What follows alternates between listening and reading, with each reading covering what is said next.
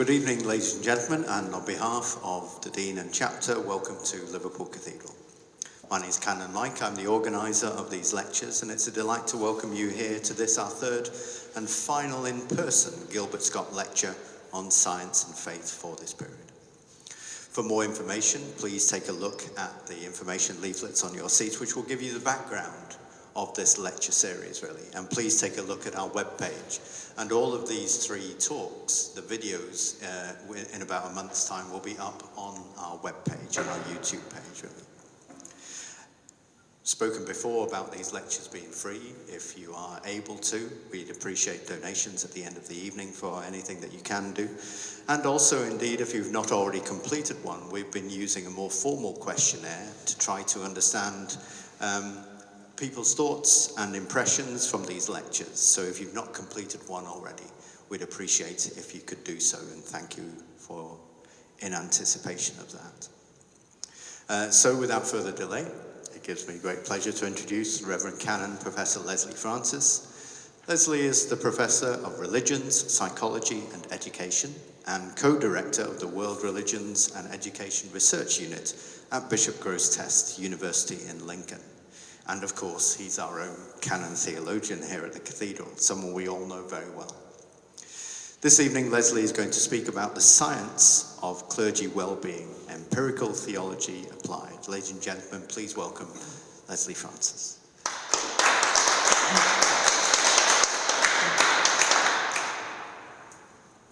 Thank you, Mike, for that lovely introduction.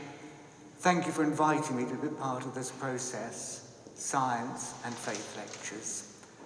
And can I welcome you as participants in today's conversation. As some of you know, before I came to Liverpool Cathedral, for 15 years I was kind of priest in charge of a delightful little church on Anglesey. Really good to be back with a small number of people today in that warm sense. Well, I suppose the question I start with is how can I smuggle in a lecture on clergy wellbeing to a programme on science and faith? How does it fit? Two bits of an answer to that. The first is, of course, I smuggled in the word science to the title, The Science of Clergy Wellbeing. That's the book I'm currently working on, due in at the end of September.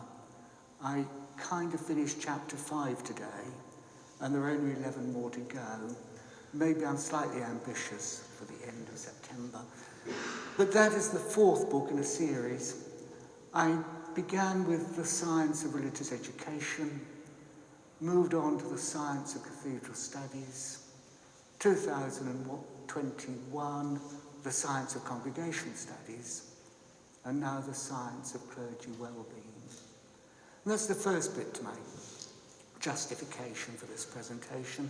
It's got science in the title. But science and faith. The second bit of my justification is to own up to the fact that I'm part of the Humpty Dumpty school of linguistics. When I use words, I load them with the meaning I want them to have. Both science and faith are words with multiple meanings. The way I look at those words is that they are ways of knowing, not bodies of knowledge. Science is one way of knowing, and science builds up a body of knowledge. Faith is another way of knowing, and faith builds up a body of knowledge. The conflict often comes between those bodies of knowledge, but the question at heart is an epistemological one as to how knowledge is built up, how science works, how faith works, and how there can be a conversation between those two different ways of knowing. So in this presentation, I'm inviting you to join my research bench. And on that research bench, you'll find people with scientific skills and people of faith. Join that bench and begin to see the way in which we've tried as a research group now for 30 years to grapple with this question of the science of clergy wellbeing. How do we shape that knowledge coming from a scientific method, knowledge also coming from the way in which we're rooted in faith. There's one other word in the title that I need to play with, and that is well-being. Why am I using that positive word, well-being? When I set up the project that I'm talking about today 30 years ago, I started the work I was doing, clergy burnout.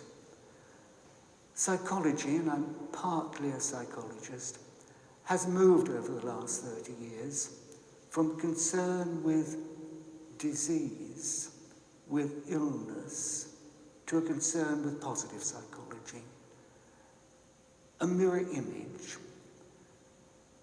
One thing I learned when I was talking about clergy burnout is that people who matter, and of course the people who matter are bishops, are not people who want to hear about that. Talk about clergy well-being, and the audience grows so much bigger, and it is more friendly. So there we are.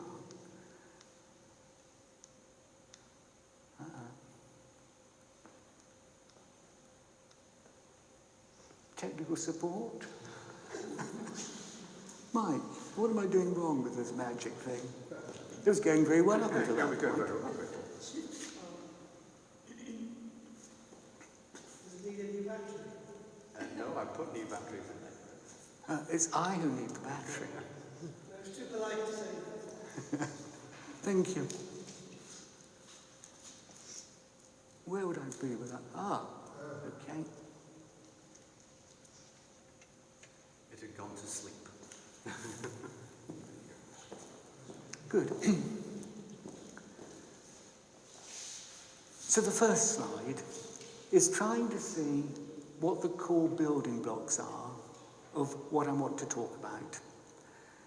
When you go away, as you will eventually at the end of the day if I finish, and you say to yourselves, what have we grasped from this about clergy well-being?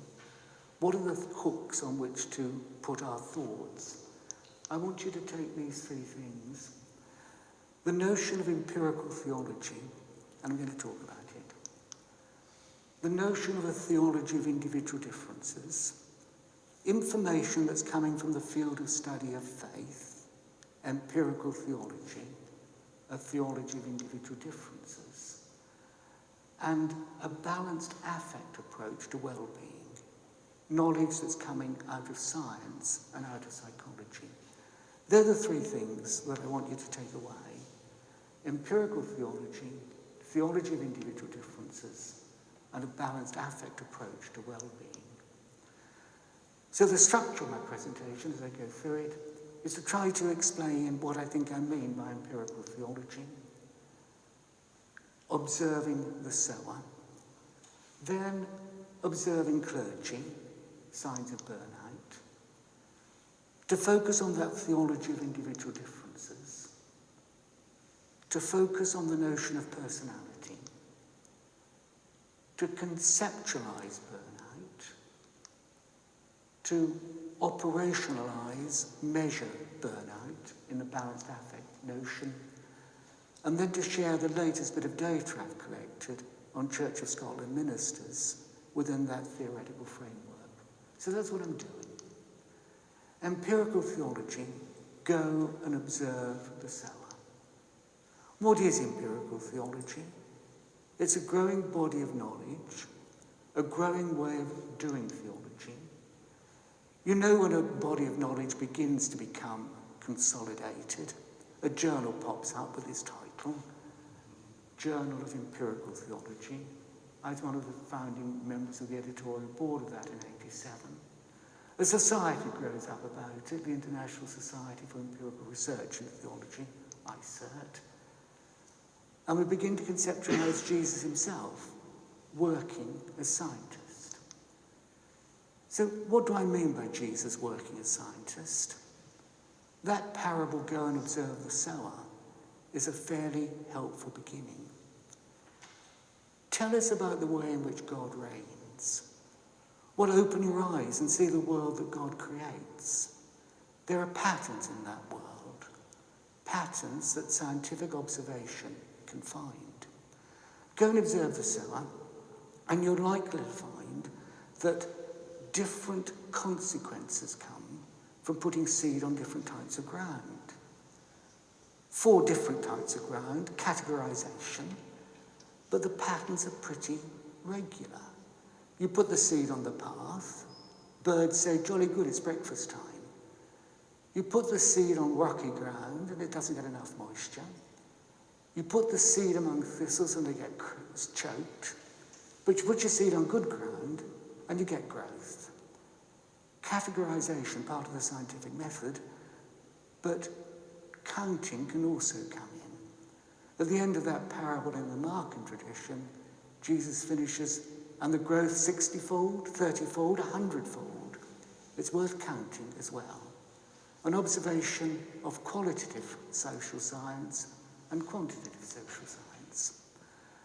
Moving through to the wedding feast, go and observe people's behaviour. People work to a pattern. They go for the best seats. And consequences happen from that. Go and observe. Or in the Matthean tradition, when John the Baptist comes and says, are you the one we're looking for, or are we looking for another? Go and tell John what you see. Go and tell John what you hear. The lame walk, the deaf hear. Everything John wanted to hear, apart from, of course, the prisoners are being released.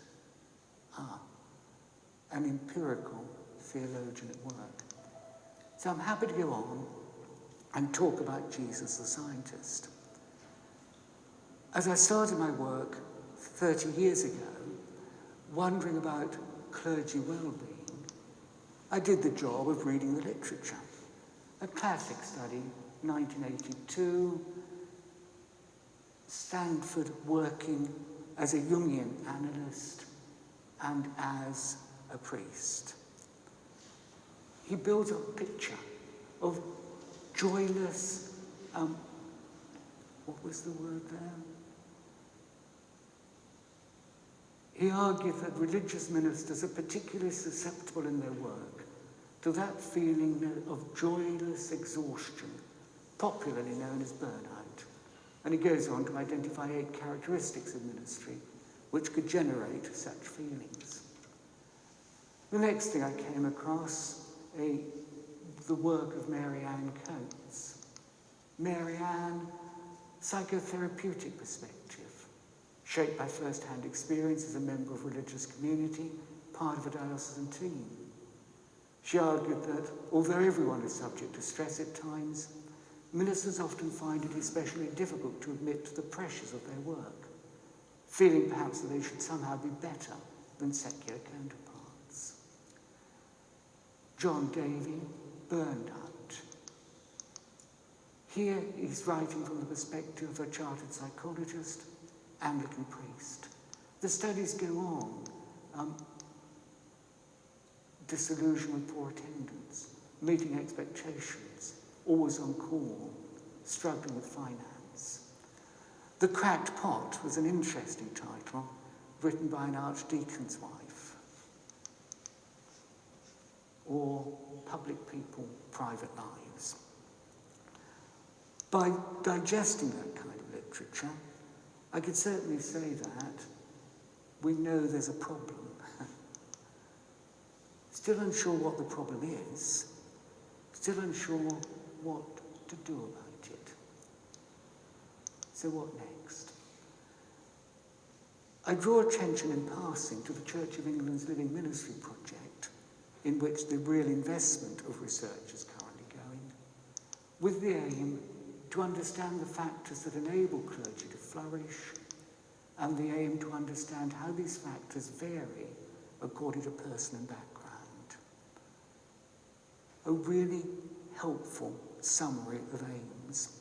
The aims, in fact, that I've been working to, but I see there are real limitations with that Church of England's project in terms of conceptualization. The conceptualization is weak. In terms of measurement, the measurement is poor. And in terms of the predictive power, the statistical analysis is weak. One of the things that I look for as a scientist is the establishment of research findings within the peer review literature. I'm slightly frustrated with a church that decides to put all its research on a website and not subject it to that critique of the peer review process. So there is my beginning with empirical theology, moving on to see what the literature is doing, and coming to the view that it's actually worth investing time and energy in this field to see if it can be moved on. The Living Ministry Project asks the question, does well-being fluctuate from one situation to another? The two factors which may be different are the factors within the individual and the factors within the context. What I've learned over 30 years of research is that the factors within the individual are more important than the factors within the context, which is why I've become particularly interested in looking at individual differences, how people differ. I've trained in the psychological field of the psychology of individual differences, but have wanted to bring into the debate whether there can also be a theology of individual differences. What is psychology about? It's about the science of what it means to be human. What is theology about? I believe it is also the science of what it means to be human. It's just that we have a very different conceptual framework of what it is to be human. Bring God, Creator, in, something psychologists can't do. A theology of individual differences, I think, can help to sharpen our perception of what individual differences are about. The problem, in part, is that the psychologist finds it very difficult to make a distinction between what is personality, what is character, and what is pathology. Working with the theology of individual models of personality, I started off with Eysenck's model, neuroticism, psychoticism, normal personality merging into pathology. Looked at the big 5-factor model of personality, openness, agreeableness, conscientiousness. The opposite of agreeableness, disagreeableness. Opposite of conscientiousness, carelessness. Bordering on character rather than on personality. With the doctrinal roots on a doctrine of creation, Genesis 1:27, I'm keen to explore what it means. God creates human beings in the image of God. In the image of God, God creates them. The Elohistic component of the Genesis tradition. The word for God is a plural word, Elohim. Elohim is creating men and women in the image of God. In the image of God, God creates them. That image is one, but there are differences. And I want to argue that differences implied in that Genesis narrative works also for ethnic differences. And I want to argue that it also applies to psychological differences. I'm seeing a church which over the last decades, centuries, has moved its vision. No longer male dominant, men and women seen as more equal. No longer white dominant, white and people of colour seen as equal in the image of God. But what we see with personality is less visible. I think the real discrimination that now takes place in church is to do with the invisible differences in people that the psychologist may be able to observe. But if we're talking about those invisible differences in people, it becomes crucial to separate what we want to call personality, created in the image of God, and what we want to call character, result of fall, aim of salvation. So enough of that doctrinal roots. So focusing then on personality, I'm looking for a model of personality which is not going to confuse with character and is not going to confuse with pathology. And from the chopping marrow of the psychology of individual differences, I can pick up from that one model of personality that fits my theological basis. And that I've come to operationalize in the Francis psychological type and emotional temperament scales. The model I use is the model of Carl Jung, psychological type theory, made popular by things like the Myers-Briggs type indicator, but also I think in some ways misrepresented by that instrument. I'm interested as a scientist in conceptualization followed by measurement. So the Francis psychological type and emotional temperament scales operationalize the Jungian concepts of orientation, perceiving, judging, and attitude. And then I add to it emotionality. But what do I mean by that? Orientation, the source of energy. The Jungian use of words like extroversion and introversion are not to do with social skills, but to do with energy sources. The introvert gathers energy from within, the extrovert gathers energy from without. Fair enough. The introvert is reflective, private. Crowds are draining, re-energizes alone. I know that one on the inside. Extroverts are active, sociable. Solitude is draining, re-energize with others. Introverts and extroverts burn out because of different pressures from the outside world. The introvert burns out by being expected to do too much extroverting stuff. The extrovert burns out by being expected to do too much introverted stuff. Our predisposition shapes us. Of course we can do what is opposite of our predisposition, but it takes more energy. I was an introverted curate, trained by an extroverted incumbent. I just couldn't play the game in the same kind of way. I didn't have the theory to fess up to what the difference was. An introvert is not a failed extrovert, but a different kind of person.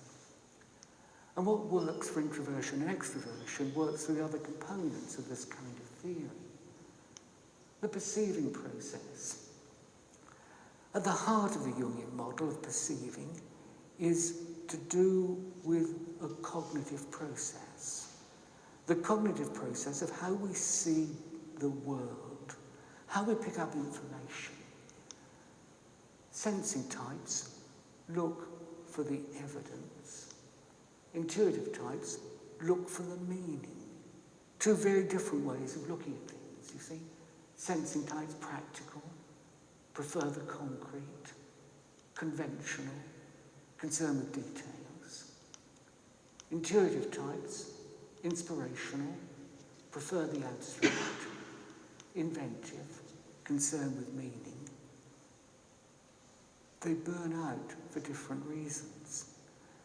The sensing type gets really stretched when put into a world which is going to have too many ideas, aspirations, things they can't concretize.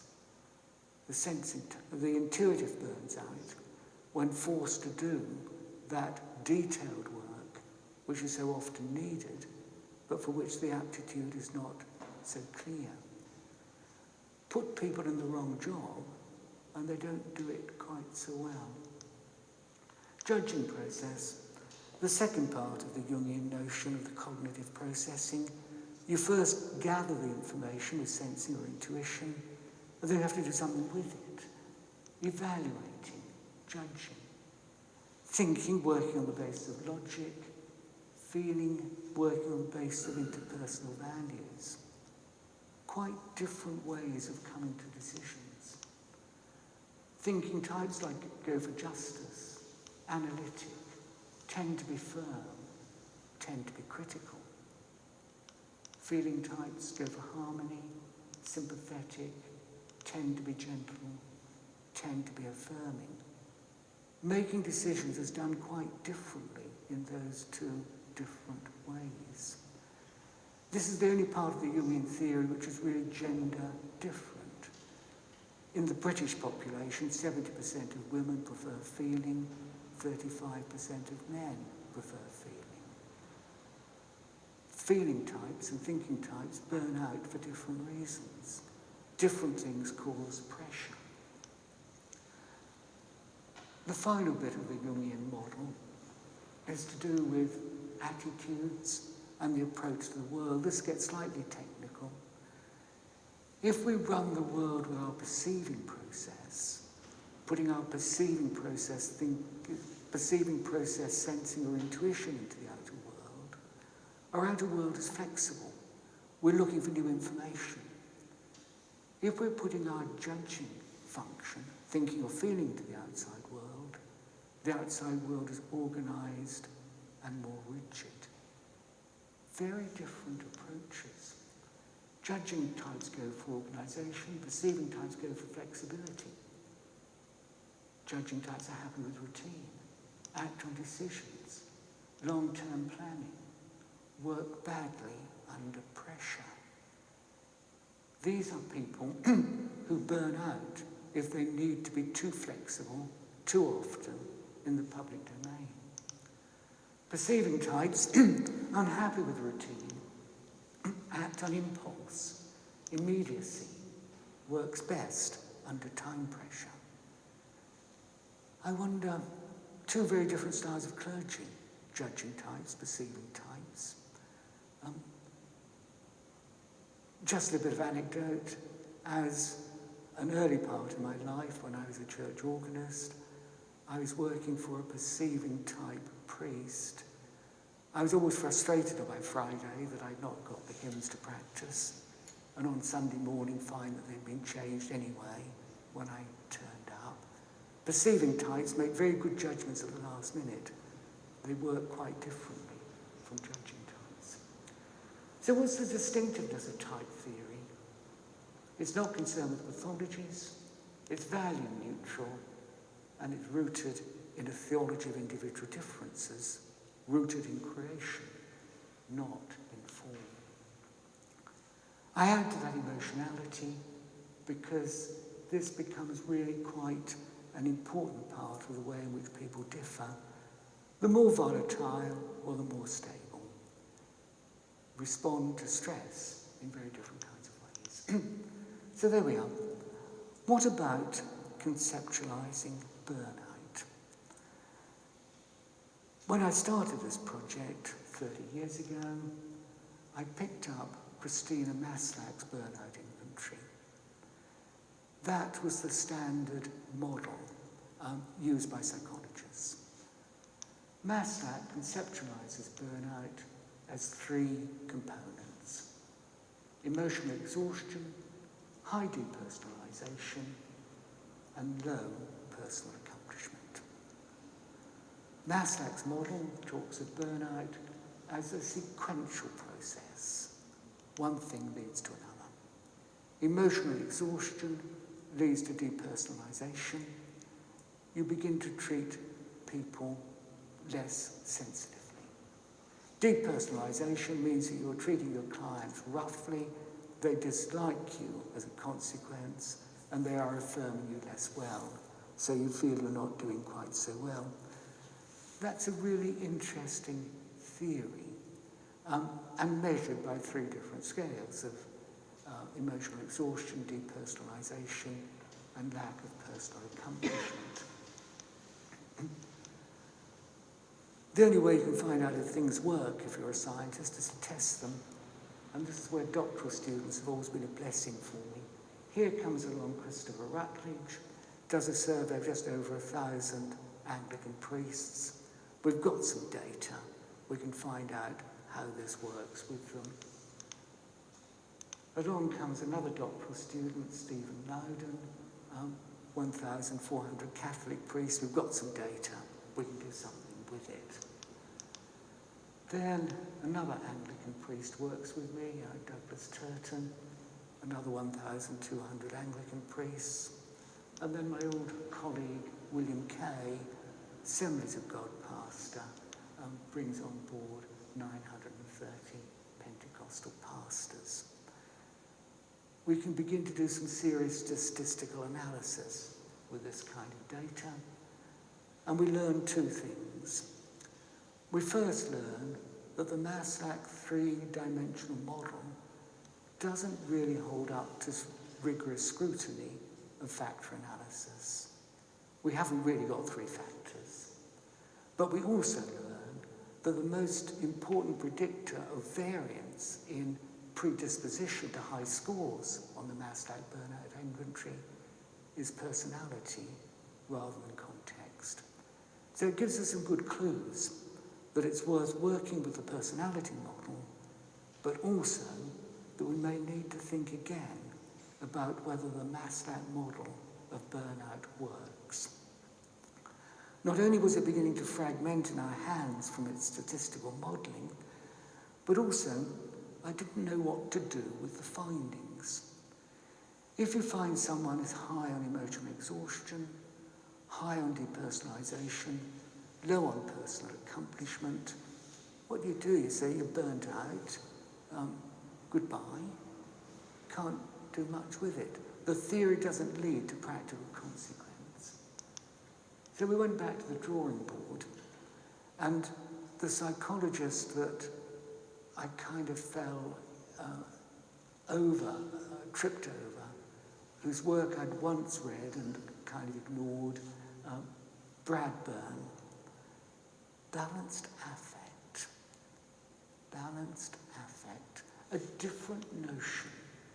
And the Francis Burnout Inventory, which I call the FBI because it goes through into the States really very well through immigration, has just two scales: emotional exhaustion and personal satisfaction. Balanced affect argues that positive affect and negative affect are not opposite ends of a continuum. Emotional exhaustion is not the opposite end of having personal satisfaction and enjoying what you do. You find particularly in the clergy a high level of satisfaction alongside a high level of emotional exhaustion. Just a bit of clear thinking, sorting out positive affect from negative affect gives you a balanced affect model. Now, the theory of balanced affect is that the bad stuff, negative affect, in this case emotional exhaustion, has deleterious consequences. One of them is people think of packing up at the job, leaving ministry. But if you've got a high level of negative affect, alongside that a high level of positive affect, the deleterious consequences of the negative affect are softened. Two systems running differently, but two things that are worth looking at. Now that leads on to all sorts of useful practical things that can be done for people who are reporting high emotional exhaustion and low satisfaction. It's very difficult in the clerical profession to get rid of the factors that cause emotional exhaustion. We're in a kind of run-down situation as church, battling in all sorts of kinds of ways. Too much to do and too few people to do it. The model of bringing, I won't go down that road, but too few people, too much to do. The emotional exhaustion is there. But if we can find what it is that gives those exhausted people satisfaction, greater self-awareness as to what is rewarding, what is not rewarding, greater flexibility within the structures that allows people to do the rewarding things as well, to maximum benefit, build up the positive affect, and the negative affect is no longer having the same negative consequences. That's what's meant by balanced affect. So the core hypothesis: negative affect and positive affect are not opposite ends of a single continuum, but operate as separate systems. And the core implication, the detrimental consequences of high levels of negative affect can be mitigated by high levels of positive affect. And the practical insight is you can do something about it. Testing the FBI, there's a slight tendency to obsessionality in the way in which I go about the scientific process. We destructed the MBI, the mass-like burnout inventory, with a set of studies. So we tried to test the FBI in the same kind of way. One study with 744 clergy from the Presbyterian Church in the USA. A second study with 658 clergy in the Church of England. A third study with 155 Catholic clergy in Italy. Another study from Italy with 287. Some of you will have met in Liverpool Cathedral my good old colleague Giuseppe Crea from the Salesian Pontifical University in Rome. He's been a great ally in this testing. 358 clergy from the church in Wales. And you kind of notice as you go through this that each piece is published in the peer review literature and across a range of different kind of journals to spread the reviewing process and the critique. 99 clergy in the Church of England, and yes, 803 Methodist ministers, building up a scientific process of testing whether it's working. So what's been learned? Positive affect decreases the deleterious impact of negative affect. Each of those 8 studies demonstrates that quite clearly. The theory seems to work. During the COVID process, we had to go at making a new instrument, which we called the Index of Balanced Affect Change. Perception of how positive affect and negative affect is changing in one's own life. And for the Welsh speakers, we call this TBARC, but with no Welsh speakers present, the humour gets lost.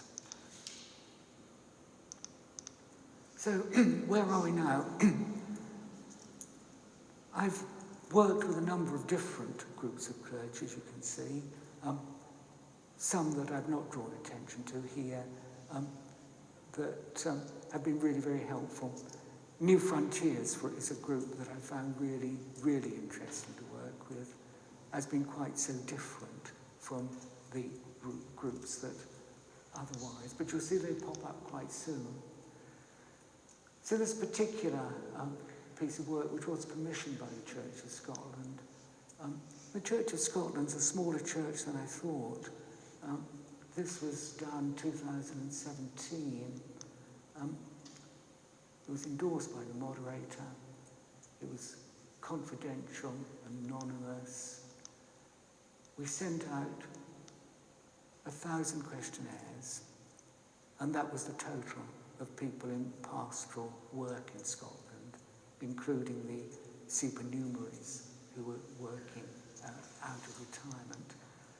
We had 505 back, just over half of them, more men than women. The age profile was really quite interesting. It kind of shows us where the bulk of Church of Scotland ministers are, 50 and above.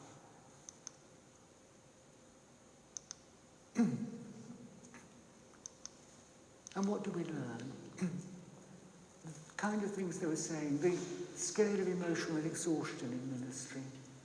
16%, I feel negative or cynical about people.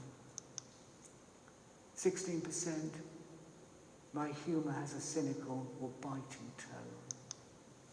18%, I'm invaded by a sadness I cannot explain. 41%, fatigue and irritation are part of my daily experience.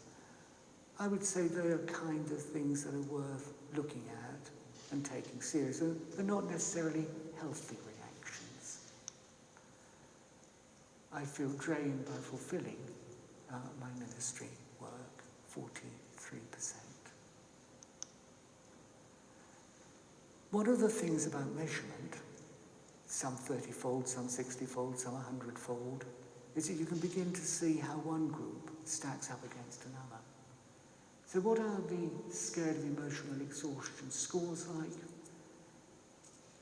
Australian clergywomen, 24.3. New Frontiers lead elders, 25.3. Catholic priests in Italy, 25.5. A study where I put in Australia, England and New Zealand, 26. Church of England clergywomen, 27.6. You see the scores are building up. We're getting higher levels of emotional exhaustion. USA Presbyterians, 27.8. Church of Scotland ministers, 28. Anything we've not seen yet. Church in Wales, 28. Yes, Church of England, 29.6. We've got nothing to worry about, folk. But this is not a competition, but it does kind of help to put things into some sort of metric. So what happens about the satisfaction in ministry? You saw some fairly high emotional exhaustion ticks from the Church of Scotland ministers. Satisfaction in ministry? A lot of personal satisfaction when working with people, 88%. Really glad I entered the ministry. I feel burned out at the end of the day, but I'm jolly pleased to be there. I feel ministry is really appreciated by people. I've accomplished many worthwhile things. Okay. But we can compare the satisfaction in ministry scores in the same way as we did New Frontiers elders. They're at the top of the list here. They're enjoying themselves. Slight drop for USA Presbyterians, Australian clergywomen, Church of England clergywomen, Church of Scotland, not doing so bad really. Notice any not up yet? Australia, yes. Catholic priests in Italy, Church in Wales clergymen, Church of England at the bottom. No worry, folks, we're doing all right, really. As long as we keep investing in the Living Ministry project with poor conceptualization, poor measurement, and low prediction, we're on the right track. Having introduced you to psychological type theory, I'll now introduce you to what Church of Scotland ministers look like. We're looking at the males. 64% of them were introverts, compared with 53% of the population. Church of England would go along that same kind of pattern. Sensing, 55% compared with 73% of the population. Less sensing, more intuitive with the population. Feeling, this is magic. 35% of men prefer feeling, but 60% of Church of Scotland male clergy prefer feeling. Exactly the same in the Church of England data. Male clergy on the feeling-thinking divergence are more in line with the population norms for women than for men in the population as a whole. Why do we have such difficulty in bringing men into church? I think those two things are quite in line. New Frontiers, a different balance, and of course, more men involved. Judging, yes, 77% compared with 55% of the population. I could say, just slightly tongue-in-cheek, the ordained clergy are not normal, but normal in the sense of the way in which statistical norms exist. Similar, I passed that one by. But there's another way of using this data to talk about temperament theory. And there are four main temperaments that come out of the data. And you see here the temperament that is most prominent is the SJ temperament. The SJ temperament is the temperament that says, I like things as they are, and they're not going to change. A much higher proportion of clergy are in that line of the population as a whole, but nowhere near as high as you get in church congregations.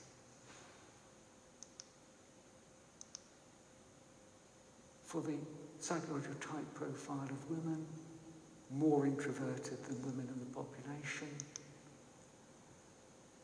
less sensing than the women in the population, feeling dead on target for the population, and judging, more judging than in the population.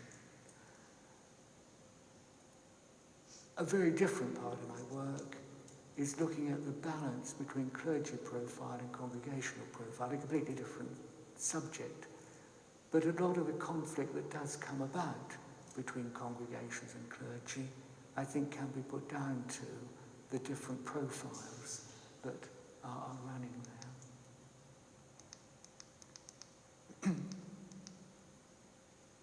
49% of the male ministers were SJs, so 49% of the female ministers.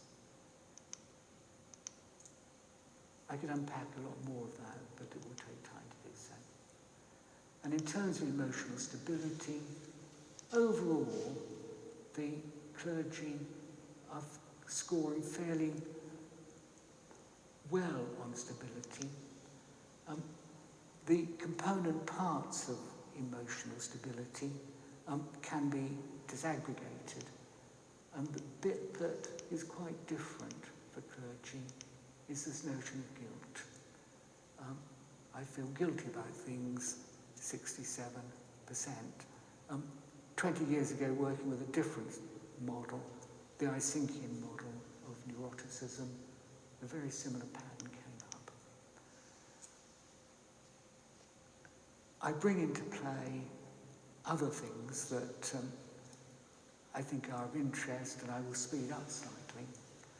The dark triad is looking at 3 subclinical pathologies: Machiavellianism, narcissism, and psychopathy. And I'm kind of interested in, first of all, the level of those phenomena among clergy, and secondly, the relationship with good work-related psychological health. A good profession to shield narcissists. That's, I think, the one I want to look at most carefully later on. But the good thing about narcissism in terms of well-being is that narcissists are less likely to suffer emotional exhaustion and more likely to feel very happy about what they're doing. It's just usually at somebody else's cost and expense. The dark triad has been well established in psychological literature. Giuseppe and I thought we wanted to match that with something we call the bright trinity, bring a bit of hope into play. And what we brought into our bright trinity was emotional intelligence, purpose in life, and religious motivation. I'm beginning to build up a statistical model to see how those things play. But just a slight digression as I take you into emotional intelligence. I use the Schutter Emotional Intelligence Scale, partly because it's got some really nice norms. I wonder if someone is going to be kind enough to remember the mean score for men, 124, 125. Is that in your head, Mike? You've written it down. Mean score for women, 130.7. Emotional intelligence, higher among women than among men. Okay, what do you expect from clergy? Would you imagine we are an emotionally intelligent group? We've surely been selected for that. No, okay. So I'm probably the fool who's got the statistics on this one. Anglican clergy, 112, male this is. Church in Wales, 116. New Frontiers, 116. Church of Scotland Ministers, 117. Clergy in Northern Ireland, 119. How does that fit for men overall? 124.8. Okay, so probably not quite on target. Clergy women, Anglican, 113. New Frontiers leaders.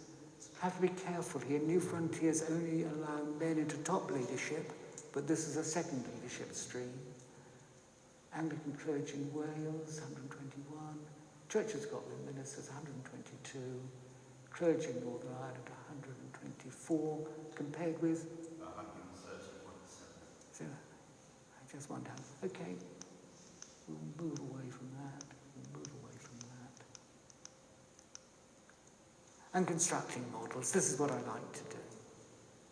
If I've been successful in measuring emotional exhaustion and satisfaction in ministry, if I've been successful in measuring personality, and I'm bringing in some other stuff like the dark triad and the bright trinity, how does it work? I look at personal and personality foundations of well-being. I throw in personal factors of sex and age, the psychological factors, extroversion, intuition, feeling, judging, emotionality. Let's see how they play. Now, are we able to see those figures? Satisfaction in ministry, no effect of sex, no effect of age. Extroversion, the 3 stars tell you that we're working there on a 0.1% of probability. So a fairly robust kind of finding. Extroverts are more satisfied in ministry. Feeling types, 5% probability, rather tenuous. Judging types, yeah, slightly better.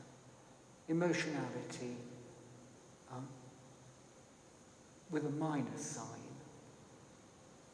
So the 2 things that are really playing is back to stable extroversion, higher satisfaction.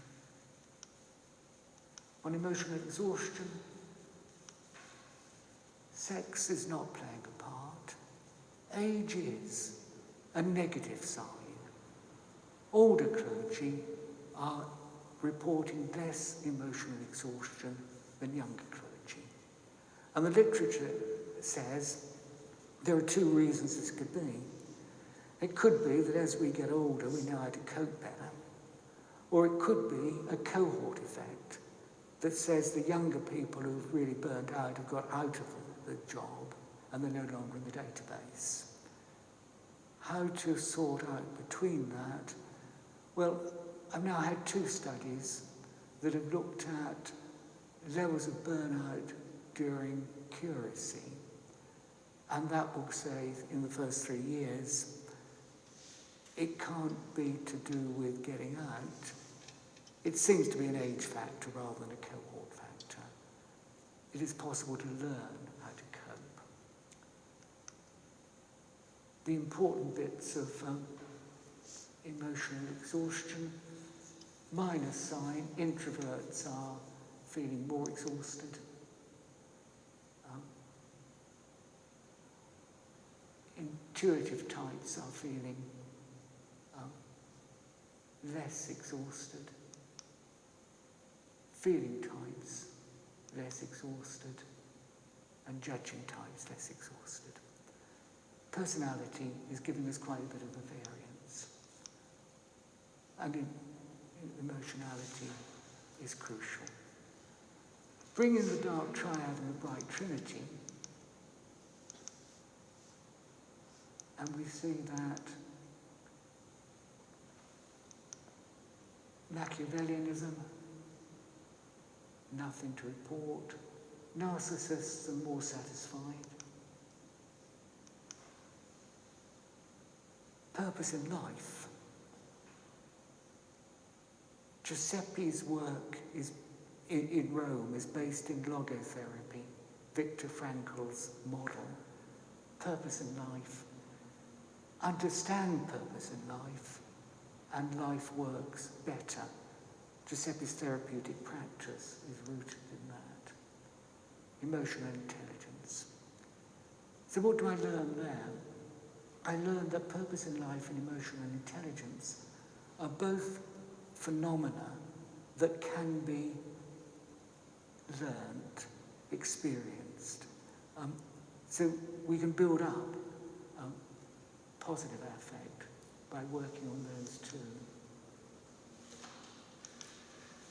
And as far as emotional exhaustion is concerned,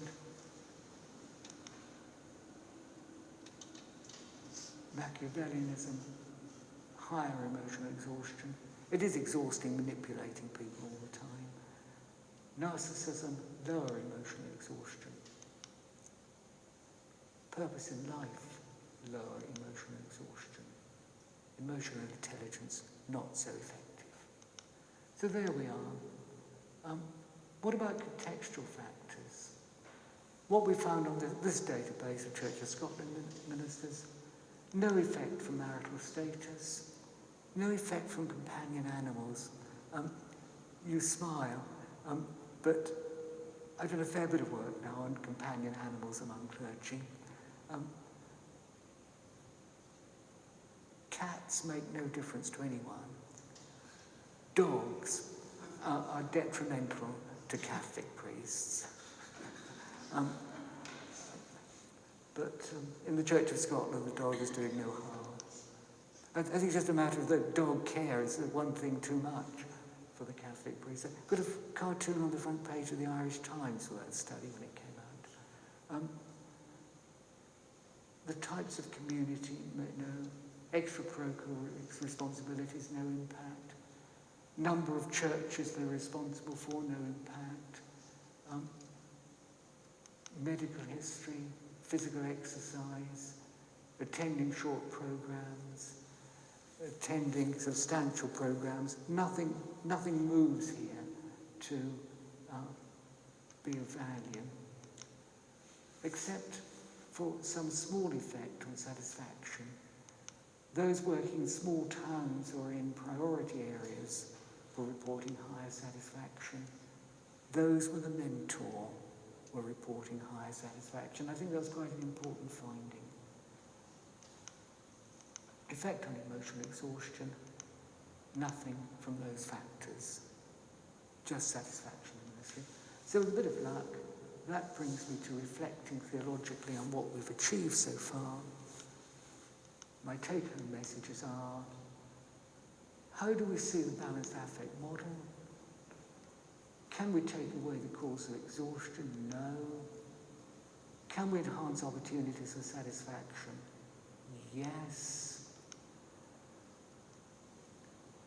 How do we account for the effects of personality? High emotional exhaustion goes with introversion, sensing, thinking, perceiving. What can we do with it? Does God call all types? I think the answer is yes. The work, I think, needs to be done on enhancing self-awareness, and enhancing self-awareness, being better equipped to deal with who we are. So that's where I'm going to stop. Thank you.